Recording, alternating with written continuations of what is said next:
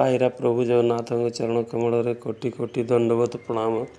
आइए हम लोग चलते हैं झूसी, जिसका पुरानतः नाम था प्रतिष्ठानपुर। यहाँ कौशिक और कौशिकी नाम के एक ब्राह्मण परिवार रहते थे। विवाह के कुछ दिन के बाद कौशिक जी जो ब्राह्मण थे, उनका शरीर में गलित कुष्ठ हो गया। पंडित जी घोर कष्ट पाने लगे। पंडिताइन को मन में आया कि इनको संसार के सारे तीर्थ का भ्रमण करा दूं। और ये माता अनुसुईया के तरह ही कौशिकी ब्राह्मणी महान पति पाति व्रत धर्म का निर्वाहन करने वाली थी।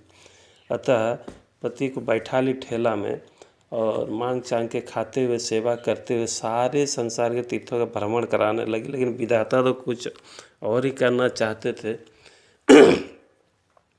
एक महान ऋषि एक सूली में बैठ के मोक्ष पाने के लिए तपस्या कर रहा था और उनका सिद्धि अब नज़दीक ही था। अनजाने में कौशिक जी का, ब्राह्मण का हाथ उसका सूली में टकरा गया और वो ऋषि सूली सहित ज़मीन में गिर गए। भारी कष्ट हुआ और क्रोधित होकर अभिशाप दे दिए कि जो इससे भी ये कर्म हुआ है, जो हमको नीचे गिराया है, वो तत्काल मर जाए। और ब्राह्मण मर गया।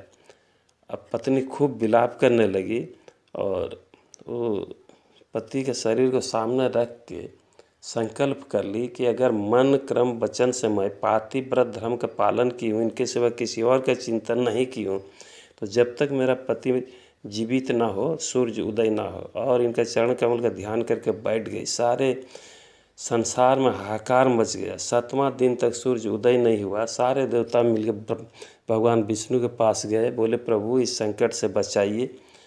तब भगवान विष्णु सारे देवता के साथ माता अनुसुईया के आके प्रणाम कर बोले, माता इस समस्या से उबारिए।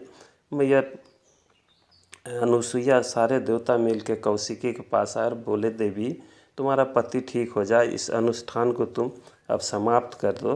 तो कौशिकी हाथ जोड़ के बोली कि हे माता कृपा करो, और सारे देवता मिलकर कृपा करें कि प्रभु का भक्ति हम लोगों को मिल जाए, मेरा पति का सारा कष्ट दूर हो और ये जीवित हो जाए। भगवान तुरंत जीवित कर दिए। मैया बोली अब आगे ऐसा हो कि जो कलियुग आने वाला है, इसमें खास करके माताओं का जो योगदान हो प्रभु, वो ऐसा हो कि वो महान पातिव्रत धर्म का, अनुसुईया जी का व्रत का अनुसरण करे, ऐसा वरदान दीजिए।